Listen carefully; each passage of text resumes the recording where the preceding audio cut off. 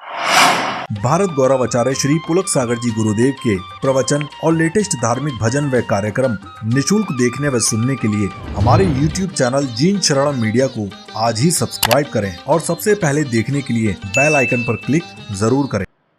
प्रेम का व्यवहार मिल जाए तो आत्महत्या करने वाला भी आत्महत्या के विचार छोड़ दिया करता है। प्रेम होना चाहिए। प्राणियों के संबंधों को जोड़ने वाली, आंतरिक संबंधों को जोड़ने वाली कोई कड़ी है तो प्रेम हुआ करता है जीवन में। मान्यवर, हिंदू मान्यता कहती है, वैदिक मान्यता, कि हर घर के आंगन में एक तुलसी का पौधा होना चाहिए। हर घर के आंगन में एक तुलसी का पौधा जरूर होना चाहिए।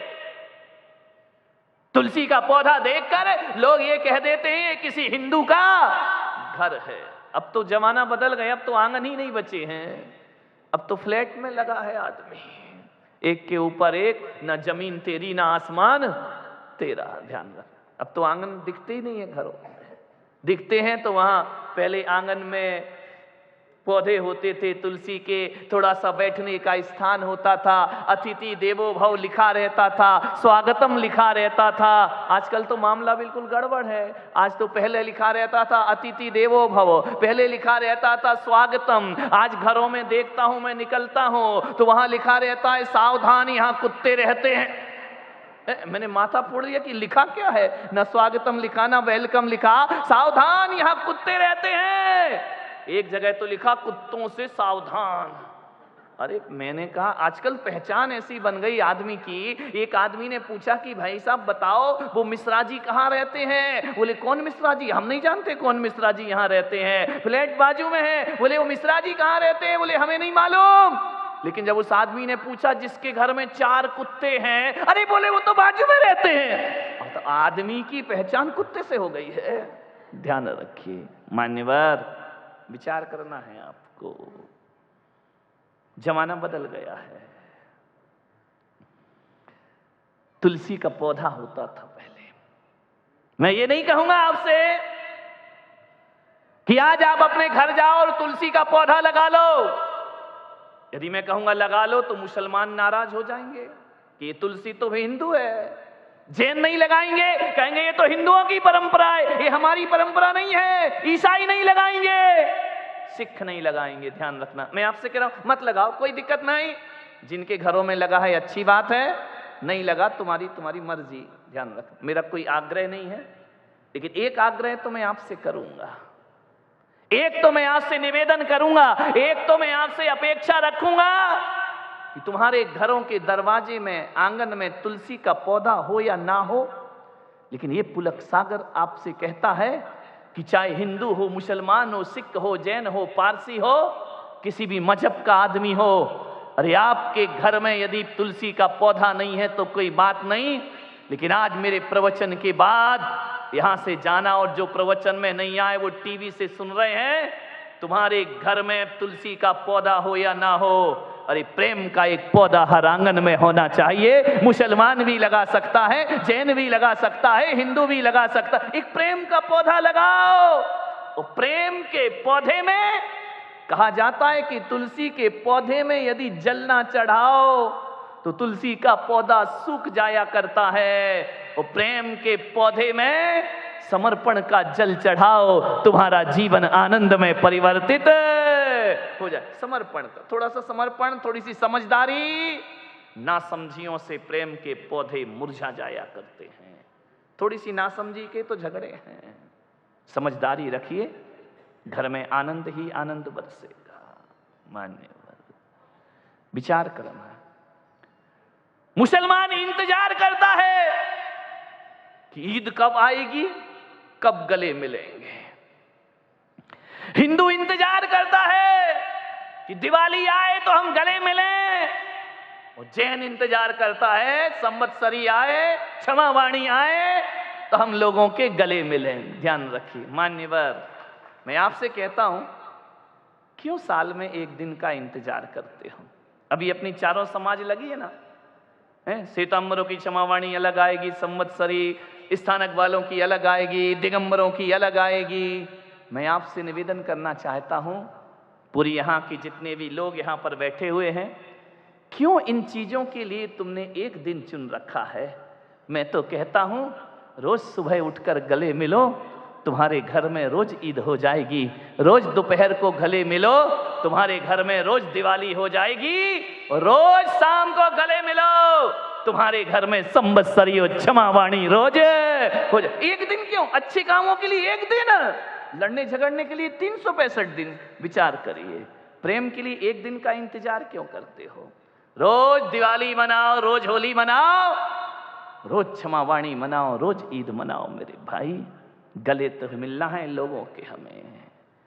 विचार करना, प्रेम नहीं तो जीवन में कुछ नहीं। ये मैं ही नहीं कह रहा हूं, इतिहास को उठा के देखो, महापुरुषों ने भी कहा है। कबीर जैसा ज्ञानी कहता है कि पोथी पढ़ पढ़ जग मरा और पंडित भया न कोई, ढाई आखर प्रेम का पढ़े सु पंडित होय। रहीम कहते हैं, ध्यान रखना, रहीम जैसे कवि ने कहा है, रहीम जैसे संत पुरुष ने कहा है कि रहीमन धागा प्रेम का मत दीजो चटकाए, तोड़े से फिर ना जुड़े, जुड़े तो गांठ। रहीम ने कहा हीरे मोती की माला टूट जाए तो कोई बात नहीं है, लेकिन प्रेम का नाजुक धागा कभी टूटना नहीं चाहिए। ध्यान रखना। मीरा ने कहा एरी में तो प्रेम दीवानी, मेरो दर्द न जाने कोई। ध्यान रखना। जीसस ने कहा लव इज गॉड, प्रेम ही परमात्मा है। महात्मा बुद्ध ने कहा प्रार्थना ही परमात्मा है।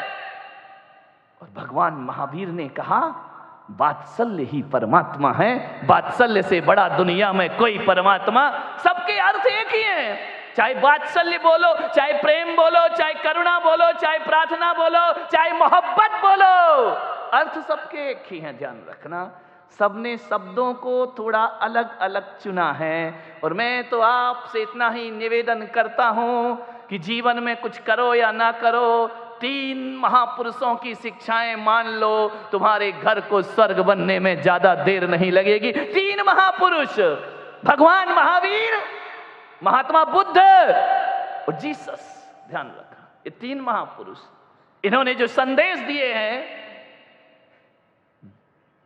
जीसस ने कहा लव इज गॉड, ध्यान रखना। बुद्ध ने कहा प्रार्थना करो, महावीर ने कहा वात्सल्य भाव रखो। तीनों को यदि देखो, कभी चिंतन करना, विचार करना, हमारा परिवार, हमारा घर 3 लोगों से जुड़ करके चलता है। एक तो हमारे घर में वो होते हैं जो हमसे बड़े होते हैं, बुजुर्ग होते हैं।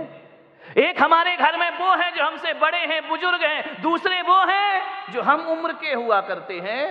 और तीसरे वो होते हैं जो हमसे छोटे हुआ करते हैं। जिंदगी इन 3 के अलावा चौथी के पास तो जाती नहीं। या तो हमारा जीवन का संबंध अपने से बड़ों से बनेगा, या बराबर वालों से बनेगा, या अपने से छोटों से बनेगा। तीनों महापुरुष, ध्यान रखना। प्रार्थना का संबंध जो बुद्ध ने दिया है, प्रार्थना का संबंध अपने बड़ों के बीच में रखना चाहिए। प्रार्थना जब भी होती है, छोटे और बड़ों के बीच का रिलेशन बनाती है। प्रार्थना बड़ों से की जाती है, प्रेम हम उम्र वालों से की जाती है। घर में बुजुर्ग हैं, दादा दादी हैं, उनसे प्रार्थना के संबंध रखो, रिक्वेस्ट करो। ध्यान रखना, कोई भी बात कराना है और अपने से जो हम उम्र हैं उनसे प्रेम का संबंध रखो, वहां जीसस खड़े दिखाई देंगे। और अपने से छोटों के प्रति वात्सल्य रखो, वहां भगवान महावीर खड़े। 3 लोग, ध्यान रखना, 3 संदेश।